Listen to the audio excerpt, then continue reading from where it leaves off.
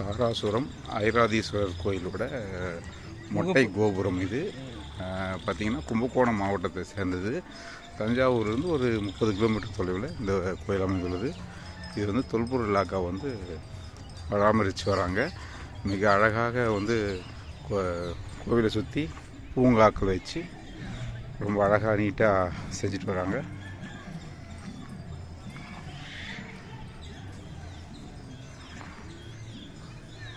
இந்த மொட்டை கோபுரம் பார்த்திங்கன்னா உள்ளே வந்து உங்களுக்கு படிகளும் இருக்குது. மேலே இருக்கிற மாடங்கள் வைத்திருக்கிறாங்க. இதில் பார்த்திங்கன்னா அந்த காலத்தில் வந்து கேட் வைத்ததற்கான அடையாளங்களும் காணப்படுது. ஸோ இது ஏதோ ஒரு ராஜாவால் இந்த கோபுரம் தகரப்பட்டதாக சொல்கிறாங்க. ஸோ இது வாயிற்காவலர்கள் இருப்பாங்க மாதிரி இருக்குது அந்த காலத்தில். உள்ளே அழகாக கல்லிலே படி வைத்து மேலே போய் பார்க்குற மாதிரியான ஒரு வச்சுருக்குறாங்க. ஸோ அன்றைய காலகட்டத்துக்கு கூடிய ஒரு பழங்கால கோபுரம் தான் இது.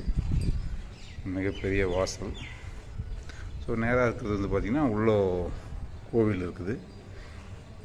அதை அடுத்து நம்ம போய் பார்க்கலாம்.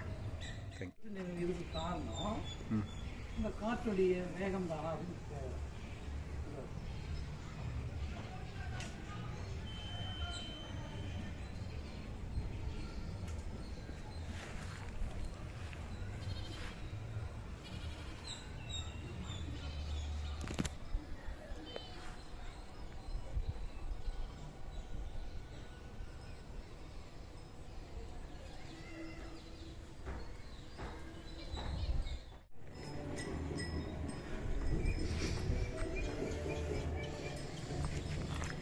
ஸோ கல் கோபுரம் வந்து நாம் பார்த்த மாதிரி கட்டில் ஒரு கல்லோட ஒரு கல் மேலே வச்சு அடுக்கி சுண்ணாம்புகளால் பேக் பண்ணியிருக்கிறாங்க.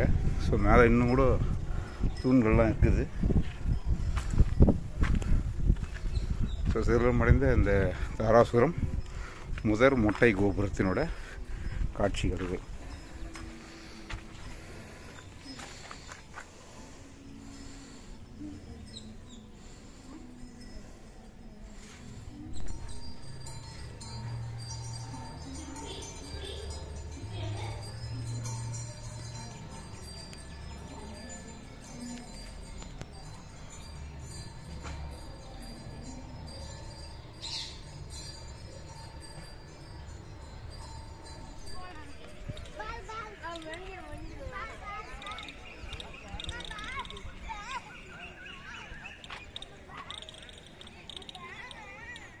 இப்போ முதல் நிலை கோபுரமாக இன்றைக்கி இருக்குது. ஸோ இதில் பார்த்திங்கன்னா உங்களுக்கு கீழே அகழி வடிவில் ஒன்று இருக்குது. ஸோ காலப்போக்கில் பள்ளமாக ஆயிடுச்சா என்னன்னு தெரியல. முதல்ல பார்த்திங்கன்னா இதில் எழுத்துக்களும் இருக்குது. ஸோ மூவளத்தான் அப்படின்ற ஒரு எழுத்து இருக்குது. இது வந்து பார்த்திங்கன்னா இந்த கல் தான் பார்த்திங்கன்னா இந்த கோயிலுடைய ஸ்பெஷல் பார்த்திங்கன்னா இதுதான். ஸோ இதில் இருக்கிற ஒவ்வொரு கல்லும் வந்து ஒரு சுரங்களாக சத்தம் கேட்கும். இது நிறைய கல் எடுத்து போட்டு அடித்து இது பாழ் பண்ணிடுறாங்கன்னு சொல்லிட்டு இப்போ கேட் போட்டு வச்சுருக்கிறாங்க. ராஜராஜ சோழனோட பேரன் கட்டிய தாராசுரம் கோவில் நுழைவாயில். வாயிற்கோபுரத்துக்கு பக்கத்தில் இருக்கிற நந்திக்கு பக்கத்தில் இருக்கக்கூடிய கொடிமரம் இருந்திருக்குது. ஸோ அந்த கொடிமரத்தில் இருக்கக்கூடிய படிகள் தான் அந்த 7 சுரங்களை கொடுக்கக்கூடிய படி.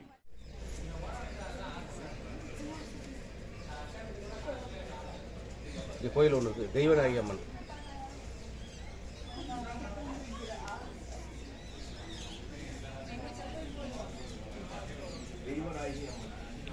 ஸோ இந்த கோயில் பார்த்திங்கன்னா 2ஆம் ராஜராஜ சோழனால் வந்து கட்டப்பட்டிருக்குது.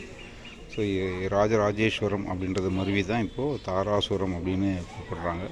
ஸோ உள்ளே பார்த்திங்கன்னா கருவறையில் அர்த்த மண்டபம், மகாமண்டபம், அகார மண்டபம் ஆகிய 3 பிரிவுகள் இருக்குது. அகார மண்டபத்தினுடைய ராஜகம்பீரன் திருமண மண்டபம் வந்து தேர் போன்ற வடிவமைக்கப்பட்டுள்ளது. நம்ம உள்ளே போய் பார்க்க போகிறோம். அடுத்து இது புராண கதைகளாக வந்து திருப்புறந்தாகர், கலந்தகர், கோமாரி போன்ற சிற்பங்களோட 63 சைவ நாயன்மார்களோட கதைகளையும் இந்த கோயிலில் விளக்கப்பட்டிருக்குது. அப்போவே இது தவிர வந்து 3 முகங்கள் கொண்ட அர்த்தநாரீஸ்வரர், நடராஜர், அகஸ்தியர், நடனம் ஆடம் மார்த்தாண்டன் பைரவர், சரபமூர்த்தி மற்றும் பல சிற்பங்கள் வந்து இந்த கோயில் 5 தலங்களை கொண்ட கோயில் இது. ஸோ இங்கே வந்து தெய்வநாயகி அம்மனுக்கு தனி கோயில் ஒன்று உள்ளது.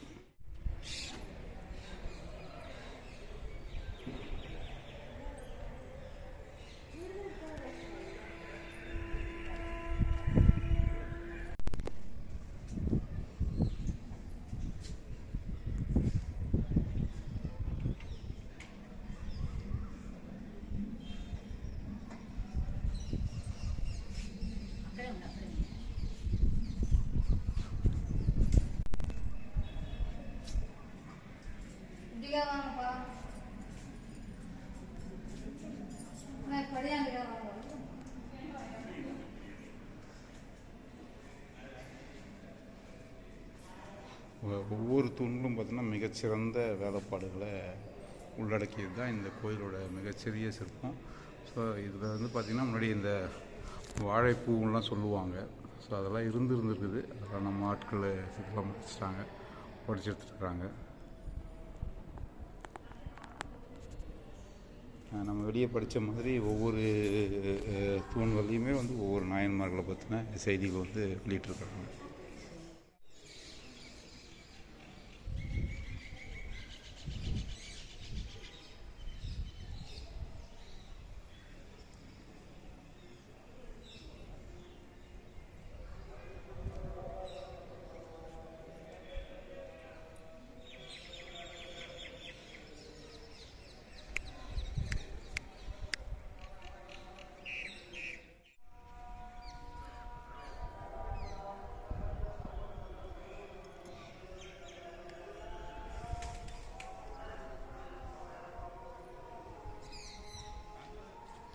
நம்ம வெளியே படித்த மாதிரி அர்த்த மண்டபம், இந்த மாதிரி மண்டபங்கள் தான் இதெல்லாம்.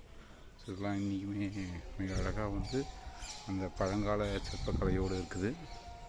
ஸோ கோவிலோட பின்பக்கம் இருக்கக்கூடிய விமான தோற்றம்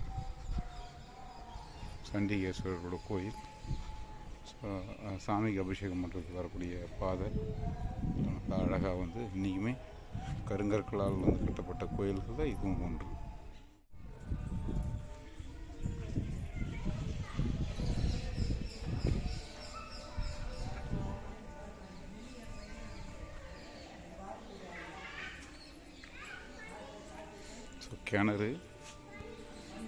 கிணறுல வந்து தண்ணீர் வந்து நிறைய இருக்குது. அந்த காலத்தில் கிணறை வந்து சேர்ந்து தான் தண்ணி வந்து சாமிக்கு கொட்டுவதா இன்றைக்குமே வந்து அதை போர் போட்டு செஞ்சுருக்குறாங்க.